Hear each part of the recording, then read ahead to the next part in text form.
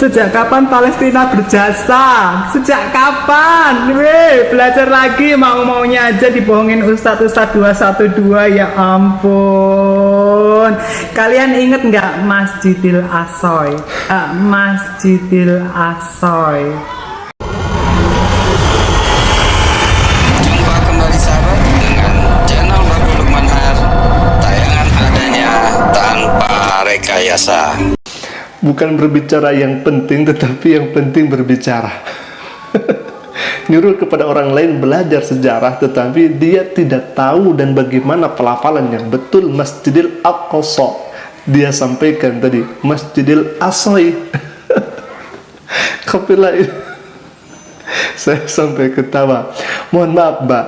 Bukan Mbak, Mas. Mohon maaf, Mas. Sebetulnya Anda yang tidak belajar sejarah tentang Masjidil Aqsa dan Anda tidak tahu bagaimana warga masyarakat Palestina yang begitu berjasa kepada negara Republik Indonesia. Baik, kita akan baca terlebih dahulu. Mungkin orang ini tidak tahu sejarah bagaimana dulu bangsa Palestina ini sangat mendukung kepada kemerdekaan negara Republik Indonesia ini. Baik, kita akan baca sebuah artikel di sini, dan memang ini sudah diketahui secara umum ya ikhwah.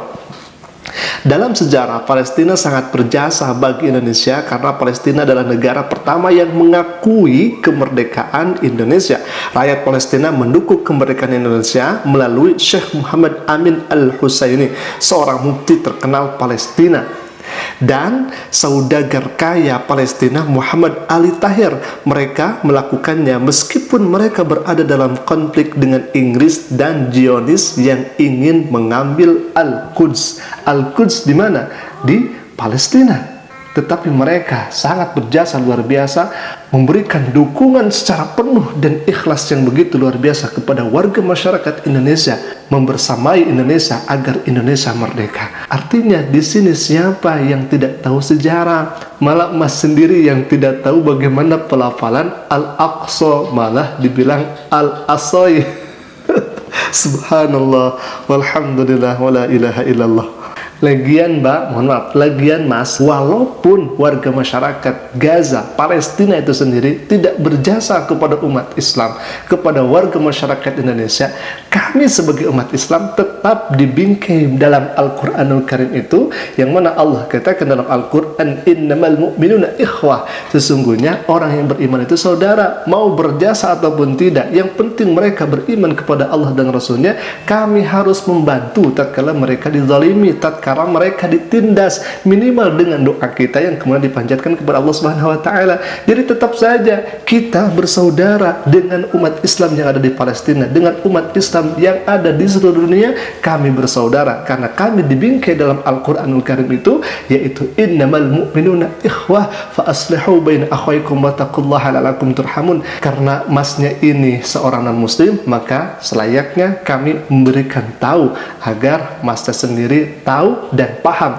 mengenai kebersamaan dan persaudaraan kami sebagai umat Islam. Sejatinya kami harus membantu minimal dengan doa yang kemudian kami panjatkan. Baik ya ikhwah, ini semakin menarik. Kita akan tampilkan lagi video Mbak ini, mohon maaf, video emas ini. Katanya Rasulullah SAW meninggalkan Al-Aqsa. Rasulullah SAW meninggalkan Al-Aqsa sehingga mencari kiblat yang kedua, yaitu Makkah Al-Mukarramah. Secara sepintas rasanya orang ini paham begitu kepada agama ya ikhwan. Tetapi sebetulnya ya sebaliknya. Kita akan tampilkan dulu bagaimana orang ini menanggapi. Silakan ya ikhwan. Kalian inget nggak Masjidil Aqsa pernah ditinggalkan oleh Rasul, dan Rasul menggantikan kiblat umat Islam itu di Ka'bah, bukan lagi di Masjidil Aqsa. Jadi Rasul saja sudah melepas, merelakan ya. Kok kalian pada sewot, katanya kalian umatnya Rasul. Gimana sih kalian itu ya Allah? Atau jangan-jangan kalian bukan umat Rasul, atau mungkin kalian umat-umat orang yang suka bikin kehancuran. Omongannya kayak yang benar gitu ya ikhwah. Subhanallah. Katanya Rasulullah SAW meninggalkan Masjidil Aqsa. Lah mas, kalau misalkan Anda berbicara demikian terbantahkan oleh hadis Nabi Sallallahu Alaihi Wasallam. Bagaimana kata Nabi Sallallahu Alaihi Wasallam? Kalau misalkan kita diberikan rezeki, diberikan kesempatan oleh Allah Subhanahu Wa Taala, kata Nabi, jangan berpergian kecuali kepada 3 masjid ini. Sekali lagi, kalau misalkan kita diberikan rezeki lebih oleh Allah Subhanahu Wa Taala, kemana saja masjid yang kemudian disebutkan oleh Nabi Sallallahu Alaihi Wasallam ini? Yang pertama, Masjid Hadza, kata Nabi, Masjid Madinatul Munawwarah, Masjid Nabi Sallallahu Alaihi Wasallam. Yang kedua, Masjidil Haram yang ada di Mekah Al-Mukarramah. Yang ketiga adalah Masjidil Aqsa, masjid yang kemudian ada di Baitul Maqdis dan sekarang ada di Palestina.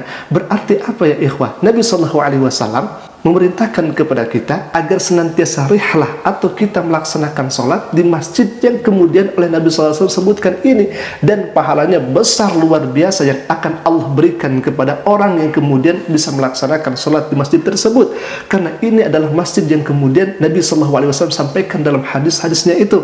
Bukan berarti tidak boleh di masjid-masjid yang lain, bukan seperti itu, akan tetapi diprioritaskan oleh Nabi SAW. Kalau kita memiliki rezeki lebih, maka rihlah, bersafarlah kepada masjid-masjid yang kemudian disebutkan. Artinya apa? Nabi SAW tidak meninggalkan masjid tersebut, bahkan pahalanya begitu luar biasa tatkala kita melaksanakan sholat di Masjidil Aqsa, Masjidil Haram, dan Masjid Madinatul Munawwarah. Bukan hanya itu saja, Allah Subhanahu wa Ta'ala berfirman dalam Al-Quran, jelas dalam Al-Quran, Masjidil Aqsa ini diabadikan oleh Allah Subhanahu wa Ta'ala dalam surat Al-Isra itu. A'udzubillahi minasyaitonirrajim. Bismillahirrahmanirrahim. Subhanalladzi asra bi'abdihi lailan minal Masjidil Haram ilal Masjidil Aqsa. Subhanalladzi, maha suci Allah yang telah mengisrakan Nabi Sallallahu Alaihi Wasallam dari Masjidil Haram ke Masjidil Aqsa. Selamanya Masjidil Aqsa akan terus ada dan abadi di dalam kitab suci umat Islam. Bahkan bukan hanya itu saja ya ikhwah, kalau misalkan kita melihat dari Genesis atau dari perjanjian dalam kitabnya umat Kristen di sana ya ikhwah, bahwa di sana disebutkan di Kejadian 21:34, Abraham tinggal di Filistin a long time, dalam beberapa waktu yang lama. Artinya apa? 3 sumber ini sudah menyebutkan. Yang pertama ada di hadis Nabi Sallallahu Alaihi Wasallam, jelas tertera ada Masjidil Aqsa. Bahkan tatkala kita salat di Masjidil Aqsa, pahalanya luar biasa. Yang kedua ada dalam Al-Quranul Karim. Bahkan Allah tegas mengatakan barokna haula, ada keberkah di sekelilingnya itu. Yang terakhir, yang ketiga, ada dalam Genesis atau dalam Kejadian bahwa Nabi Ibrahim alaihissalam pernah dulu berada di Palestina dalam beberapa waktu yang lama. Artinya apa? Belajar yang benar, belajar yang betul, benahi terlebih dahulu penyebutan Masjidil Aqsa, bukan Masjidil Aqsa. Aku qouli hadza. Assalamualaikum warahmatullahi wabarakatuh.